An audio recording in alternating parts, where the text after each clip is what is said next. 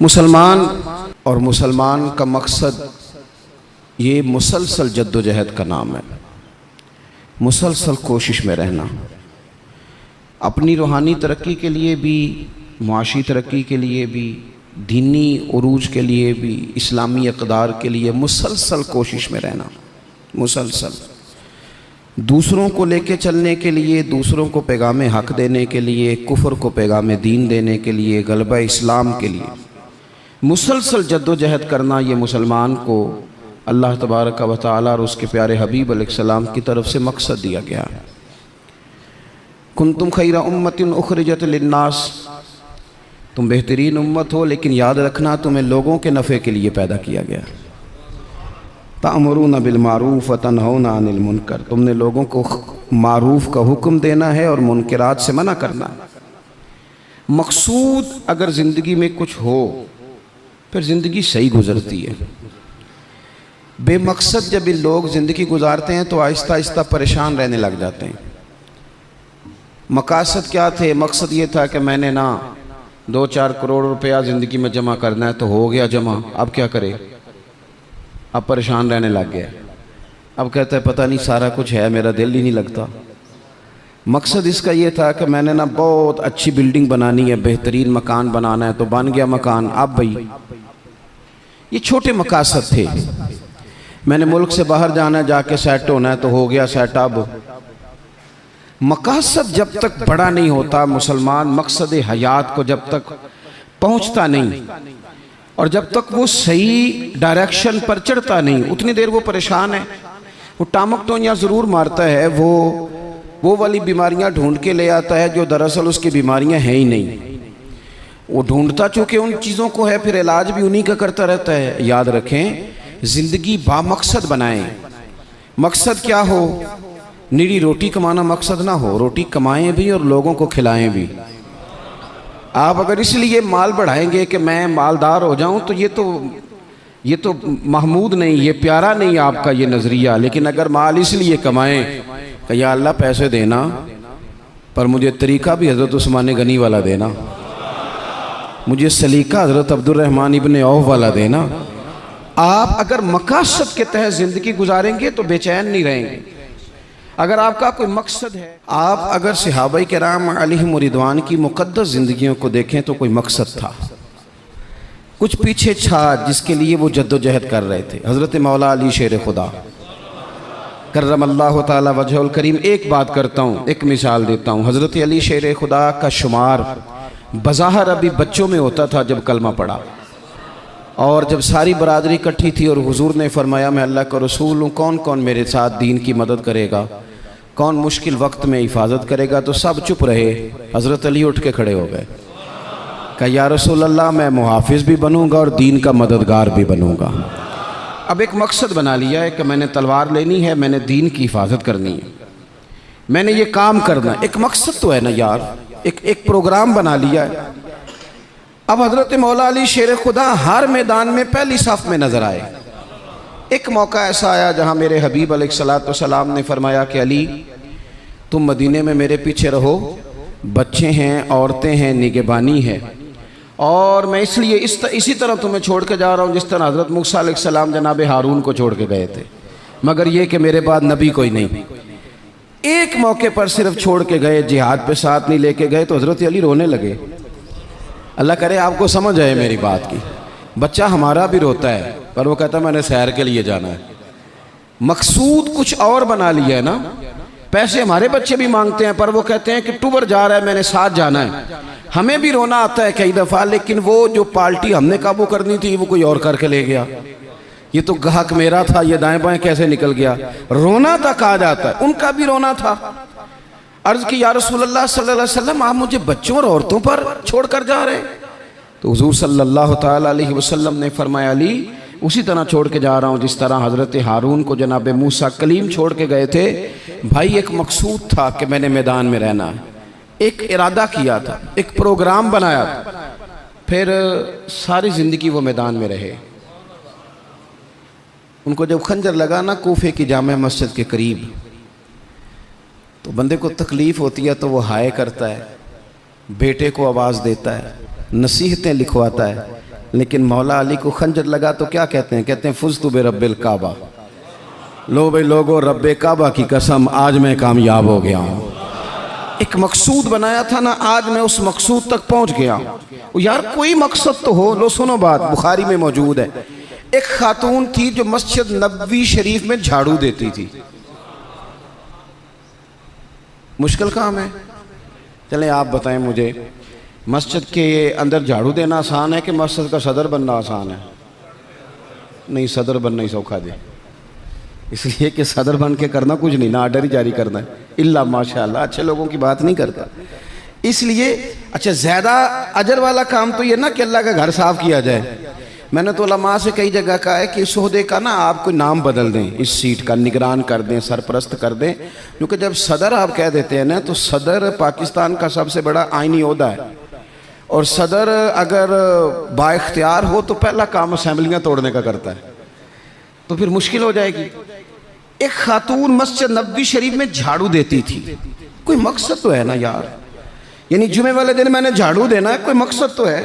मैंने यार अल्लाह के घर, अल्लाह का घर समझ के, कमेटी की मस्जिद समझ के नहीं, महल्ले की मस्जिद समझ के नहीं, रब का घर समझ के मैंने यार वो वाशरूम साफ करने हैं जिनके अंदर लोग गुजरते हैं, और नमाज के लिए अपने आप को तैयार करके लोग वुजू से फारिग होकर के आते हैं। एक मकसूद है, एक इरादा कर लिया है, कोई प्रोग्राम तो हो। ऐसे मुहम्मल फजूल वक्त गुजरता जाए। यानी हमारे यहाँ ना कुछ लोग कहते हैं मैं बोर बड़ा होता हूँ। आपने नाराज़ नहीं होना, मैं सैकड़ों और हज़ारों लोगों को जानता हूँ जो उनसे पूछना क्या कर रहे हैं तो कहते हैं टाइम पास कर रहा हूँ। तो मैं कहता हूँ आपने टाइम को बिल्कुल फजूल समझ लिया है। क्या समझते हैं आप? ज़िंदगी के लम्हात इतने फारिग हैं। और नबी पाक सल्लल्लाहु अलैहि वसल्लम ने फरमाया, दो नेमतें ऐसी हैं जिनके बारे में बहुत सारे लोग धोखे में।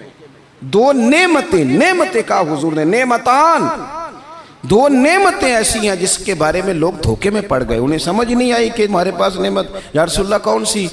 हुजूर ने फरमाया, एक सेहत और एक फुर्सत। एक सेहत और एक फुर्सत। अल्लाह ने फारिग वक्त दिया था कि बहुत सारे कुरान पाक पढ़ सकता था, दरूद पाक पढ़ सकता था, कोई काम कर सकता था, लेकिन बस उस चौक में गुजर गया, उस गली में वक्त गुजर गया, फलाने की बातें करते वक्त गुजर गया, मेलों ठेलों में गुजर गया, शुगल मेलों में गुजर गया, कोई ठंडे इलाके की सैर में गुजर गया, जो बचा था वो मोबाइल पे गुजर गया। बीत गए औकात हमारे। कोई मकसूद है मेरे अजीज? मस्जिद में झाड़ू देती है खातून, बीमार हो गई, लेकिन बामकसद जिंदगी गुजार रही थी ना। उसने किसी न किसी तरीके से अपने आप को मदीने वाले महबूब के दीन से जोड़ लिया था। झाड़ू देती थी मस्जिद में, बीमार हो गई। कुर्बान जाएं रसूल कायनात, यानी अल्लाह की रहमत कामिला, हुजूर खुद चल के तीमारदारी करने तशरीफ ले गए और फरमाया, अगर ये इंतकाल कर जाए तो मुझे खबर ज़रूर करना। सहाबा फरमाते हैं, रात का वक्त था, ठंड का मौसम था, और हुक्म भी ये था कि जब कोई इंतकाल कर जाए तो जल्दी तदफीन कर दो। हमने हुजूर को तकलीफ़ देना मुनासिब न समझा, गुस्ल कफन का बंदोबस्त हुआ, जनाजा पड़ा, दफन कर दिया। इसने कुछ किया है, इसने ना दीन के साथ कुछ ताल्लुक़ बनाया है। अल्लाह हमारा भी नाम झाड़ू देने वालों में लिख दे। कोई ताल्लुक़ तो इसने बनाया है ना, कहीं किसी कोने में जाके इसने रिश्ता दीन से जोड़ा है। हुजूर सैयद आलम अलैहिस्सलाम सुबह तशरीफ लाए तो सारा कुछ जानने वाले महबूब पूछने लगे, तुमने मुझे बताया क्यों नहीं? ये भी एजाज के लिए है, वरना अल्लमा का मालम तकुन तालम। हुजूर सैयद आलम अलैहिस्सलाम ने फरमाया, क्यों नहीं बताया? कुर्बान जाएं, मर जाने को जी चाहता है इस अदा पर, सारी कायनात जाए हुजूर के रोज़ा नूर पर। और नबी पाक ने पूछा, बताया क्यों नहीं? या रसूलल्लाह, रात थी, तकलीफ देना मुनासिब नहीं समझा। ओ बूढ़ी अम्मा, तेरे नसीबों पे हमारे माँ बाप कुर्बान हो। हुजूर फरमाने लगे, मुझे बताओ उसकी कब्र कहाँ है? मैं, यानी हुजूर किसी की कब्र पे आ गए, अल्लाह की सारी रहमतें आ गई। करीम महबूब अलैहिस्सलाम कब्र पे गए। वैसे तो दूसरा जनाजा जायज़ नहीं, एक ही शर्त में जायज़ है कि अगर वारिस ने नहीं पढ़ा तो दूसरा जनाजा पढ़ा जा सकता है, लेकिन हुजूर तो खुद वारिस है ना सारी उम्मत के, और हुजूर इख्तियार रखते हैं, शारे हैं। हुजूर कब्र पे गए, यही बड़ी बात थी कि हुजूर उसकी कब्र पे चले गए। लेकिन कब्र पे खड़े होके हुजूर ने फरमाया दोबारा सफ़े बनाओ भाई, मैं दोबारा जनाजा पढ़ाऊंगा। क्योंकि कोई मकसद तो था ना, ये मस्जिद में झाड़ू देती थी। आखिरी वेले मेरी आँखियाँ राह तकना है तेरा, तेरा ते कुछ भी नहीं जाना सजना, पा जावें जे फेरा ते सौखा निकले सावे जहूरी, जे वेख लवा मुख तेरा। हुजूर तशरीफ़ ले आए, खुद तशरीफ़ ले आए और कब्र मुबारक पर खड़े होके दोबारा जनाजा पढ़ाए। नौजवानों, बड़ा वक्त ज़ाया हो गया, बड़ा। हमने ज़िंदगी में जो सबसे ज़्यादा चीज़ ज़ाया की है वो वक्त है। याद रखना, मुझे न बताना, किसी दोस्त को न बताना, लेकिन अपने आप से ज़रूर सवाल करना कि ज़िंदगी में हमें जितनी नाकामियाँ मिली हैं ना, उसकी असल वजह यह है कि हमने वक्त ज़ाया किया है और बड़ा ज़ाया किया। हम एक तो मकसद नहीं बना सके, दूसरा अपने वक्त को सही मैनेज नहीं कर सके। हम बड़ा कुछ कर सकते थे, अल्लाह तबारक व तआला ने सलाहियत दी थी, बहुत सारे काम हम अपने ज़िम्मे लेते तो कर जाते, लेकिन वक्त ज़ाया किया। इमाम बहकी ने हदीस लिखी है, मेरे रसूल पाक सल्लल्लाहु ताला अलैहि वसल्लम ने इरशाद फरमाया, जब सुबह दिन चढ़ता है ना तो दिन ऐलान करता है, वो दिन ऐलान करता है, कहता है मैं आज आया हूँ, आज के बाद नहीं आऊँगा, आज के बाद नहीं आऊँगा। कुछ करना है तो कर लो, आज जो दिन आया है ना, आज ये क़यामत तक दोबारा वापिस नहीं आएगा। कुछ कर लो। जिसने आज तिलावत नहीं की उसका ये दिन बगैर तिलावत के गुजर गया। मेरे अजीज, जिसने आज दरूद पाक नहीं ना पढ़ा, हुजूर को याद नहीं किया, उसका ये दिन गुजर गया बगैर दरूद पाक। जिसने आज सजदों की कसरत नहीं की, ये दिन बीत गया। दिन कहता है दोबारा नहीं आऊँगा। हज़रत उमर बिन अब्दुल अजीज़ रहमतुल्लाह अलैह से किसी ने कहा, हुजूर ये काम रहने दें, कल कर लेंगे। तो आप फरमाने लगे, अगर ये काम कल करूँगा तो जो काम कल करने हैं वो कब करूँगा? ये कल पे डाल दूंगा तो जो काम कल करने वो फिर कब करूँगा? वो कल वाला दिन भी फिर इसी तरह गुजर जाएगा। 39 साल उम्र पाई हज़रत उमर बिन अब्दुल अजीज़ ने। कितनी? हल्का सा बोलिएगा। 1 कम 40, 1 कम 40, 39 साल उम्र। पिछले बादशाह जालिम थे, ये उनके जुल्म बिद हो गए। अवाम के साथ बड़ी जगह पे वो खैर नहीं कर पाते थे, जनाब उमर वो खैर भी कर गए। हज़रत उमर बिन अब्दुल अजीज़ रहमतुल्लाह अलैह सारा हुकूमत का नक्शा भी बदल गए। ये 20 कुरान भी पढ़ गए और करोड़ों दफ़ा मदीने वाले पे दुरूद सलाम भी भेज के चले गए। उम्र 39 साल पाई, उम्र 39 साल पाई। बीत गया हमारा वक्त। पीछे पलट के देखते हैं तो बड़ा कुछ ज़ाया कर रहा है। मज़ीद ना करना, मज़ीद ना करना। अपने अगर हम चाहते हैं मुआशरा इस्लाह पजीर हो तो एक तो बामकसद, दूसरा वक्त बिल्कुल किसी मौके पे ज़ाया नहीं करें, किसी मौके पे। इमाम शाफ़ी रहमतुल्लाह अलैह फरमाया करते थे, मैंने सूफिया से एक बात सीखी है जिसने मुझे बड़ा नफ़ा दिया है। हुजूर वो क्या है? आप फरमाते हैं, सूफिया फरमाया करते हैं कि वक्त एक तलवार है, इसे अपने हाथ में कर लो तो बड़ी मुश्किलात काट डालोगे, और अगर तुमने इसको अपने हाथ में ना किया तो फिर वक्त तो तलवार ही है, ये तुम्हें काट डालेगा, फिर तुम कट जाओ। जवान बिलखुसूस ये टाइम पास ये निकाल दें। मिजाज बन गया है हमारा शुगल मेले का। गप्पे घंटों भी हों तो वक्त का पता नहीं चलता। शुगल मेले का, मैं आपको पता है हम गुलाम हैं औलिया के, हम सूफिया के नज़रियात को कुरान और सुन्नत की तर्जुमानी समझते हैं। लेकिन ये कि आपने नहीं देखा होगा कि 20 लोग इकट्ठे होकर किसी जगह एक गली से निकले हों, कोई पूछे किधर जा रहे हो तो कहें हम जुमा पढ़ने जा रहे हैं मस्जिद में। 20 होकर नहीं निकलते। लेकिन अगर ठंडे इलाके में सैर करने जाना हो तो 20 की बस भर जाती है कि नहीं? अगर कहीं फलानी जगह मेला लगा हुआ है तो फिर 2-3 गलियों से बसें भर जाती हैं कि नहीं? मैं अक्सर कहता हूँ कि आपने शुगल मेला बना लिया है मज़ारात को। शुगल मेला, सारे रास्ते में नमाज नहीं पढ़ी। क्या मिजाज, वक्त को ज़ाया कर रहे हैं और बड़ा ज़्यादा कर रहे हैं, और ये पलट कर हाथ नहीं आएगा। जिन लोगों ने काम किया, हमारा 1000 हा इख्तलाफ है यूरोप के साथ, पर ये बात तो मान जाओ ना, उन्होंने अपना वक्त मैनेज कर लिया है, मैनेज कर लिया। हम अभी तक हैं, बहुत सारी चीज़ें हैं, नारों में जिंदा हैं, उन्होंने मैनेज तो किया है। तीसरी बात मेरे अजीज़, इस्लाह मुआशरा के लिए जो बड़ी अहम और बड़ी ज़रूरी है, वो ये है कि तरजीहात का तयन करें ज़िंदगी में।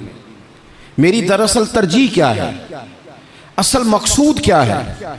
ये हमारे मजहबी इज्तिमात होते हैं, मुझसे लोग वक्त लेने के लिए आते हैं, बड़े अच्छे लोग होते हैं, खैर के लिए आए हैं, वरना हमें कौन पूछता है। तो मैं कई दफ़ा पूछता हूँ दोस्तों से कि जो आप महफिल करा रहे हैं तो कोई पास मंजर भी तो बयान करें ना, मकसूद क्या है।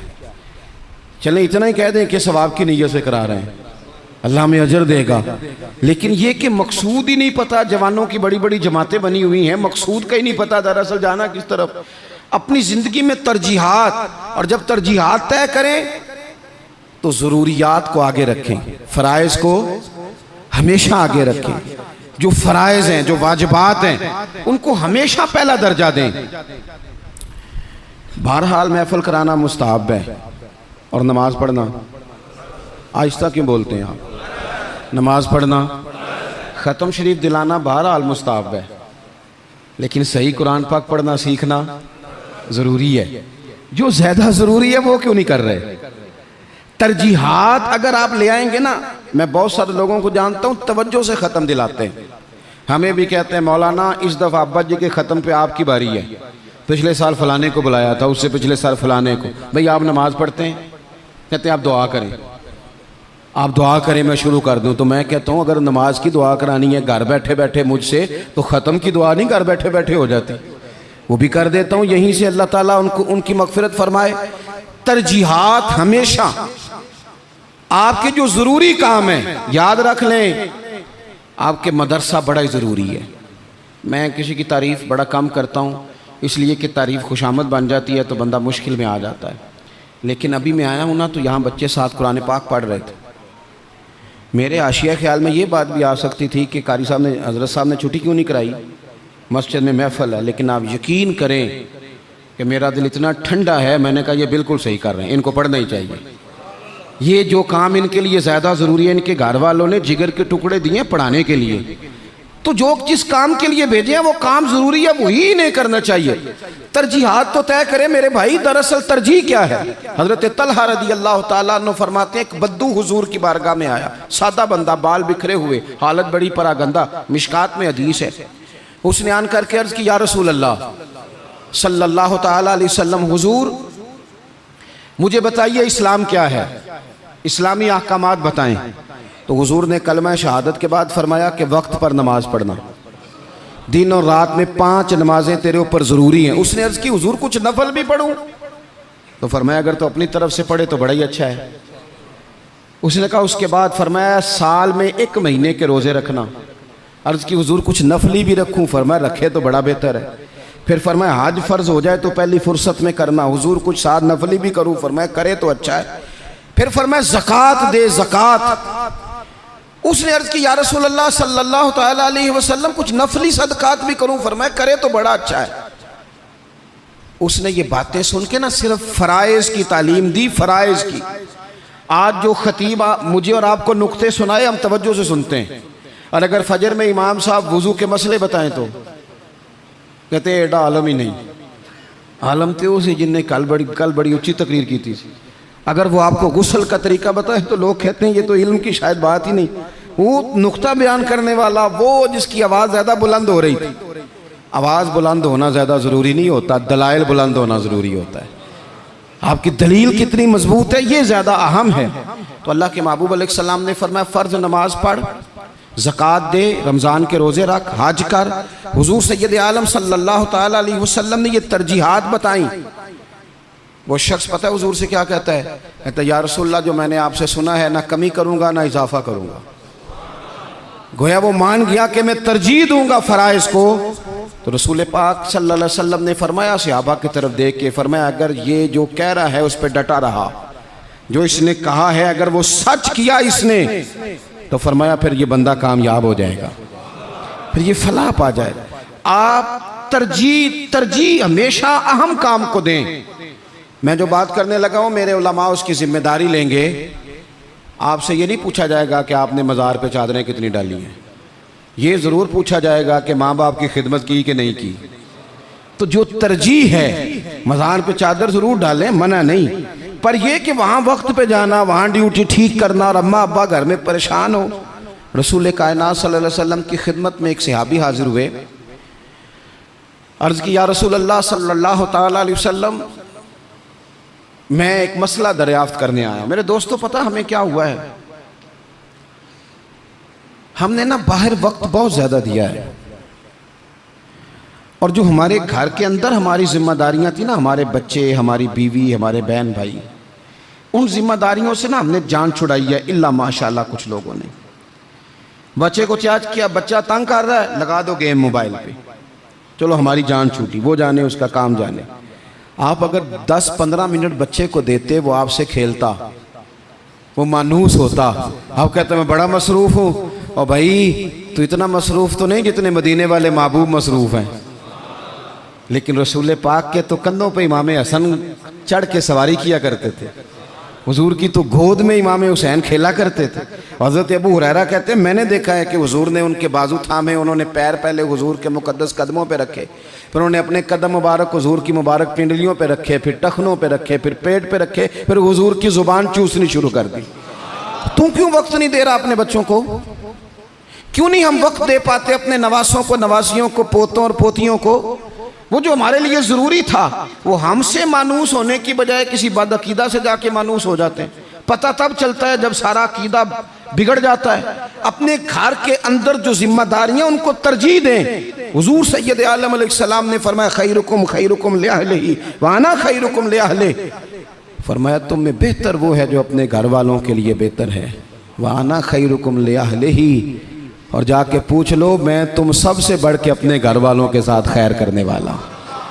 तरजीह दें। एक सहाबी आए, अर्ज़ करते हैं, या रसूल अल्लाह सल्लल्लाहु अलैहि वसल्लम, मेरी बीवी पे हज फ़र्ज़ है, वो हज करने जा रही है, ये सियासत में हदीस मौजूद है, और मेरा नाम एक ग़ज़वे में लिख दिया गया है, मैं जिहाद के लिए जा रहा हूँ, नाम मैंने लिखवा लिया है, हुक्म मेरे लिए क्या है? मेरी बातों की समझ आ रही है आप हज़रात को? मेरी बीवी हज के लिए जा रही है, वो साहिब इस्तात होगी, ज़ाहिर है उसके पास माल होगा, वो जा रही है, उसको जाना है, वो तैयार है, और मेरा नाम ग़ज़वे में लिखा है, तो हुक्म क्या है? देर नहीं लगाई रसूल पाक ने, हुजूर फरमाने लगे, तो अपना नाम ग़ज़वे वाली लिस्ट से कटा, जिहाद पे ना जा, बल्कि तुम महरम बनकर अपनी बीवी के साथ हज करने जा। वो तेरी जिम्मेदारी है, वो तेरे अलावा कौन महरम बनेगा उसका? तो जो तेरी ड्यूटी का काम है उसे तो करना, तरजीही बुनियादों पर काम को करें। 4 बातें हो गई, एक बात आखिर में 5वीं। हम ना बहुत सारी चीज़ों की इस्लाह करते हैं, लफ्ज़ भी कई दफ़ा तराश लेते हैं, जुमले भी बड़े अच्छे तरतीब दे लेते हैं, लेकिन आहिस्ता आहिस्ता ना हमारे लहजे सख्त हो गए। सारी तवज्जो लफ्ज़ों पे ना दें, कुछ लहजों पर भी दें। लहजा जो होता है ना इंसान का, लहजा, यानी बेटे को आवाज़ दी, अब्बा जी ने कहा बेटा, उसने कहा जी अब्बा जी क्या मसला, हुक्म करें, अभी तो मैं गया था। इसमें जुमला गुस्ताखी वाला कोई भी नहीं, पर लहजा गुस्ताखी वाला है। अब्बा जी क्या हुक्म है? कोई गुस्ताखी है इस लफ्ज़ में? अभी तो मैं यहाँ से गया हूँ, कोई गुस्ताखी है? लेकिन उसका जो लहजा है ना, चले मैं आसान करता हूँ, आपकी समझ में बात आएगी। कुरान पाक में हज़रत लुकमान अपने साहिबजादे से बातें करते हैं, और वो सूरह लुकमान की बिल्कुल इब्तदा में वो आयात मौजूद हैं। तो हज़रत लुकमान ने ना अपने बेटे को जो नसीहतें की, एक नसीहत ये भी की थी, कहा वला तुसग़िर खद्दक लिन्नास, बेटा लोगों से रुखसार टेढ़ा करके बात ना करना, मुंह टेढ़ा करके तुरशरुई के साथ बात ना करना। तुरशरुई, वो बूढ़ा ससुर, बूढ़ी सास बहू से कहती है पुत्र रोटी लाना, तो रोटी लाई है तो उसने ज़ोर से बर्तन पटका है ज़मीन पे, पानी डाला है तो ज़ोर से रखा है, दरवाज़ा तलखी से बंद किया। बूढ़े थे बेचारे, बीमार थे, परेशान हो गए। शाम को बेटा आया तो रो पड़े, कहा पुत्र तेरी बीवी बड़ा परेशान करती है। तो उसने कहा अपनी बीवी से इधर आना, तो बीवी जवाब में पता क्या कहती है? तवज्जो है मेरी बात पर? वो कहती है अब्बा जी ने पूछो मैं आख्या की है, आख्या वाकई कुछ नहीं सुन। अगर वो लफ्ज़ बताना चाहे तो लफ्ज़ वाकई कोई उसने कहा ही नहीं, तो बताए कहाँ से? उसने वाकई कुछ नहीं कहा। अब्बा जी से पूछे मैंने, कहा क्या? अम्मा जी से पूछे मैंने, तो क्या बताए अब्बा जी? गिलास बोलेगा कि इसने तलखी से मुझे फेंका था, कि दरवाजा बोलेगा? अब वो जो तलखी है ना, वो रवैये की है। हमारा ना सिर्फ मसला, मैंने कुरान मजीद पढ़ा है कि जनाब लुकमान ने अपने बेटे से कहा, पुत्र रुखसार टेढ़ा करके लोगों से बात, थोड़ा सा रवैया तो ठीक हो ना। हमारे रवैये ना, किसी जगह थोड़ी देर के लिए ट्रैफिक बंद हो तो लोगों का रवैया देखना, थोड़ी देर के लिए किसी जगह अगर ठहरना पड़ जाए तो मिजाज देखें लोगों का। हमारा आप किसी से ना किसी के बारे में सवाल करें, पूछें सियासतदान कैसे होते हैं, फिर हमारा रवैया देखें। आप पूछें पुलिस वाले किस तरह के होते हैं, फिर देखें रवैया। आप पूछें तेरा क्या ख्याल है अपने ससुराल वालों के बारे में, फिर रवैया देखें। चलें आप अच्छे लोग हैं और मस्जिद में भी बैठे हैं और बावजूद भी हैं, गलत बात तो करनी नहीं। अगर पूछा जाए कि मौलवियों के बारे में क्या ख्याल है, अगरचे सुनने भी आए हैं, अगरचे ये कि उनके पीछे नमाज भी पढ़ते हैं, लेकिन रवैयों में वो रंग नहीं है। आवाज़ देते हैं तो इस अंदाज में बाज़ लोग अपने डेरों पर बैठ के चौधरी तबसरा करते हैं, तो वो तबसरे का लहजा ठीक, मेरे लहजे में गुरूर आया था, तेरा हक था तू शिकायत करता। और मेरे भाई लहजे पर भी थोड़ी तवज्जो दे, अंदाज। कुछ लोग कहते हैं जी मैं कड़वा इसलिए हूँ कि सच्चा हूँ, सच्चे बंदे कड़वे होते हैं। मैंने कहा ये मिसाल ही गलत है सिरे से। कायनात में सबसे ज़्यादा सच मदीने वाले महबूब ने बोला है, सबसे ज़्यादा सच हुजूर ने बोला है, पर वो सच इतना मीठा था कि लोगों ने दौड़ दौड़ के उसे हासिल किया है। सच ही तो मीठा होता है, किसने कह दिया सच कड़वा होता है? ये हम कड़वा बना देते हैं। तुरशुरुई थोड़ा सा ना लहजे पर भी देखे ना, एक बेटा है, लहजे की बात है ना, वालदा ने, वो बेचारी अम्मा को टेलीफोन आ गया बेटी का कि अम्मा जी 20,000 रुपया चाहिए, मैं मजबूर हूँ, मैं तकलीफ़ ना देती।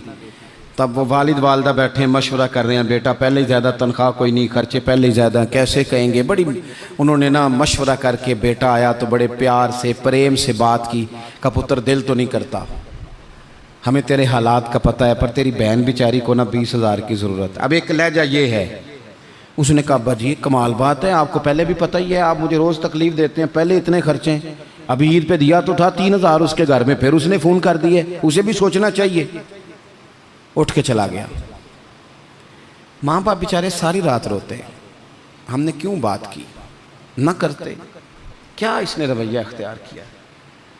एक रवैया ये है, एक रवैया ये है कि अब्बा जी और अम्मा जी ने बड़े चुन के जुमले का, बेटा हमें तेरे वसाइल का भी पता है, मसाइल का भी पता है, दिल नहीं करता, पर तेरी बहन किससे बात करे, गरीब है, उसने कह दिया है, मजबूरी है, उसे को 10-20 हज़ार चाहिए। तो बेटा उठ के करीब आ गया, उसने अम्मा का हाथ पकड़ के सीने पे रखा, बाप का हाथ चूमा। उसने कहा अब्बा जी आप झिझक झिझक के बात क्यों करते हैं, 20,000 की क्या बात हुई, मेरी जान भी हाज़िर है, गरीबी और बात है, मजबूरी और बात है, पर आप हुक्म किया करें, मैं गुलाम हूँ आपका, आप झिझक के मेरे साथ भी झिझकेंगे, आप खुल के बात करें, आपको फ़ोन कर देना चाहिए, मैं उधार पकड़ूँ कुछ करूँ, आप जो करेंगे। रोएगा उसका अब्बा भी सारी रात ही, रोएगी इसकी अम्मा भी सारी रात ही, पर दुआएं मांगती रोएगी। अब्बा दुआएं मांगता रोएगा कि या अल्लाह इस तरह की औलाद सबको अता फरमा। रोएगा। रवैये, लहजे, अंदाज, गुफ्तगू, इसमें तब्दीली की ज़रूरत है, इसमें तब्दीली की ज़रूरत है। हज़रत जाबिर इब्न अब्दुल्लाह रदी अल्लाह ताला अन्हु रवायत करते हैं, एक सहाबी फरमाते हैं हुज़ूर पहले दिन मदीने तशरीफ़ लाए हिजरत करके, मैं ज़ियारत के लिए गया तो मैंने मुस्कुराते देखा। बड़े बड़े वक्त आए ना, इनमें बदर भी आया, ओहद भी आया, ओहद में शहादतें भी हुई, इन मवाक़े में बड़ा कुछ आया, लेकिन मैंने हुजूर को 10 साल ज़ियारत करता रहा, जब भी मिला हूँ मुस्कुराते मिला हूँ। और मैं हुजूर के विसाले ज़ाहिरी से कुछ दिन पहले भी ज़ियारत करने गया तो मदीने वाले को मुस्कुराते ही देखा है। तलखी बड़ी है रवैये में, तलखी बड़ी है मिजाजों में। तो फिर अपनी बात सारी दोहराता हूँ। सबसे पहले तो ज़िंदगी बामकसद करें, बेमकसद ना बनाएं, वरना आप बिला वजह के परेशान रहेंगे। दूसरी बात ये कि उस बामकसद ज़िंदगी में फिर वक्त एक लम्हा भी ज़ाया ना करें, अपने सारे मामलात को तरतीब दें, उठना कितने बजे है, खाना कितने बजे। और बड़ी ज़िम्मेदारी से कह रहा हूँ, 2 दिन आपको फजर के दिन मुश्किल से उठना है, किसी के उठाए उठेंगे 2 या 3 दिन, या अलार्म आपको उठाएगा, तीसरे दिन इंशाअल्लाह ताला आपका दिमाग खुद ब खुद जाग जाएगा। अल्लाह ने मिजाज इस तरह का बनाया इंसान का, तो वक्त नहीं ज़ाया करना। तीसरी बात यह कि तरजीहात का तयन करना है, तरजीहात का, जो फ़राइज़ हैं वो बहरहाल पहले हैं, जो वाजिबात हैं वो बहरहाल पहले हैं, जो हुकूकुल इबाद हैं वो बहरहाल। हज़रत अब्दुल्ला इब्न अब्बास रज़ी अल्लाह तआला अन्हु मस्जिद में इतिकाफ़ बैठे हुए थे, तो एक बंदा आके मस्जिद में बड़ा परेशान होकर बैठ गया। तो फरमाया, ओ भाई क्या हुआ? कहने लगा, हुज़ूर बड़ा परेशान हूँ, एक बंदे का कर्ज देना है और मजबूर हूँ, दे नहीं पा रहा। आप फरमाने लगे, मैं तेरे लिए कोई बात करूँ तो तेरा काम बनता है? उसने कहा, हुज़ूर अगर कर दें तो बड़ी बात है। इतिकाफ़ बैठे थे, जूते पहने मस्जिद से बाहर निकल आए। वो बंदा कहने लगा, हुज़ूर रुके रुके, शायद आपको याद नहीं रहा, आप इतिकाफ़ में हैं। तो हज़रत अब्दुल्ला इब्न अब्बास रो पड़े और हुज़ूर की कब्र नूर की जानिब इशारा करके कहने लगे, ज़्यादा अरसा नहीं गुजरा, मैंने मदीने वाले हबीब से सुना है कि जो किसी भाई की एक मुश्किल हल कर दे, अल्लाह 10 एतिकाफ़ से ज़्यादा सवाब अता फरमाएगा। तो जो वक्त तरजीह तय करने का था मैंने तय कर लिया। इस वक्त तरजीह तुझे मुश्किल से निकाल। हुकूकुल इबाद अगर तरजीह है तो उसे तय करें, फ़राइज़ तरजीह है तो उसे तय करें और अपने रवैयों को अच्छा रखें। सब्र बड़ा हुस्न है, सब्र में बड़ा कुछ पिन्हा हो जाएगा। बेसब्र आदमी चंद कदम भी नहीं चल सकेगा, थक जाएगा। ये चीज़ें ज़िंदगी में पैदा करें। उम्मीद है हमारी इस्लाह बड़ी करीब आ जाएगी। उम्मीद है कि बड़ी जल्दी हम उस रास्ते चले जाएंगे जो अल्लाह रसूल के कुर्ब की जानिब बढ़ता है। अल्लाह तबारक व तआला समझने की, अमल करने की, दीन की तरफ लौट आने की तौफीक अता फरमाए। आखिर दावा यानी अल्हम्दुलिल्लाह रब्बिल आलमीन। दुआ कर दें। अल्लाहुम्मा सल्लि अला सय्यिदिना व मौलाना मुहम्मदिन मअदनिल जूद वल करम व आलिहि व बारिक व सल्लिम। अल्लाह हमारी हाज़िरी को कबूलियत का शर्फ अता फरमा। जिन दोस्तों ने एहतमाम किया है उनकी कोशिश को, काविश को कबूल फरमा। ऐ कायनात के मालिक, हमारे गुनाह माफ़ फरमा, हमारी गलतियों से दरगुज़र फरमा, हमें नफ़े वाला इल्म अता फरमा, इखलास वाला अमल नसीब फरमा। ऐ अल्लाह, नेकी के रास्ते पे चलना हमारे लिए आसान बना दे। गुनाह और बदी से कल्बी नफ़रत अता फरमा दे। बीमारों को शिफा दे दे, मकरूज़ों को कर्ज़ों से रिहा कर दे, तंग दस्तों को वुस्अत रिज़्क़ दे दे। जो बेघर हैं उन्हें अपनी छत दे दे, जो बे औलाद हैं उन्हें साहिब औलाद कर दे। औलाद वालों की औलाद को फरमा बरदार बना दे। हमारा ख़ात्मा बिल खैर फरमा, हमारा ख़ात्मा बिल ईमान फरमा। पर्दा पोशी नसीब फरमा, पर्दा पोशी नसीब फरमा। रब्बिग़फिर वरहम व अंत खैरुर राहिमीन। व सल्लल्लाहु तआला अला हबीबिही सय्यिदिना व मौलाना मुहम्मदिन। अस्सलाम।